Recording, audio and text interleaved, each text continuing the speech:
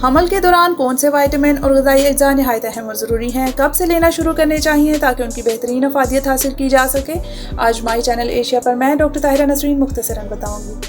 अगर आप एक बैलेंस्ड खुराक इस्तेमाल कर रहे हैं तो बेशतर विटामिन आपको अच्छी ग़िज़ा से ही मिल जाते हैं, लेकिन इस सिलसिले में आपको जिन विटामिन की ज़रूरत के बारे में जानना चाहिए उनमें folic acid, vitamin D, iron, vitamin C और कैल्शियम शामिल हैं। पहला विटामिन है फॉलिक एसिड। ये हमल शुरू होने से 3 माह पहले से लेकर हमल के 12वें हफ्ते तक बेहद ज़रूरी है, क्योंकि ये बच्चे में होने वाले कुछ पैदाइशी नकाइस मसलन कमर की हड्डी की बनावट के मसाइल को रोकता है। दूसरा विटामिन जिसकी कमी ख़वातीन में आम है वो है विटामिन डी। विटामिन डी मछली, अंडे और गोश्त में पाया जाता है, लेकिन अमूमन इसको खुराक से पूरा करना मुश्किल होता है, लिहाजा इसकी टैबलेट्स लेनी ज़रूरी है। इसकी बहुत ज़्यादा मिकदार जो कि पीने वाले इंजेक्शन में पाई जाती है हमल में नहीं लेनी चाहिए, बल्कि टैबलेट की सूरत में रोज़ाना की खुराक लेनी चाहिए। तीसरा सप्लीमेंट है आयरन। गोश्त और ड्राई फ्रूट में आयरन पाया जाता है, लिहाजा अगर आपको ड्राई फ्रूट और मूंगफली वगैरह से एलर्जी नहीं है तो आप इसको अपनी खुराक में शामिल कर सकती हैं।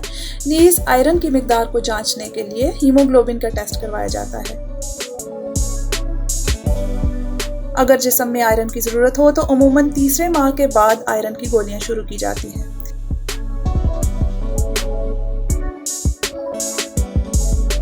चौथा सप्लीमेंट है विटामिन सी।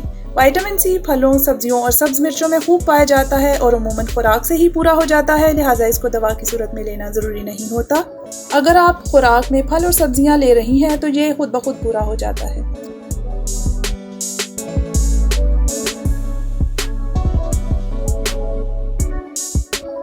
पांचवा सप्लीमेंट कैल्शियम है, जो दूध और दही में पाया जाता है।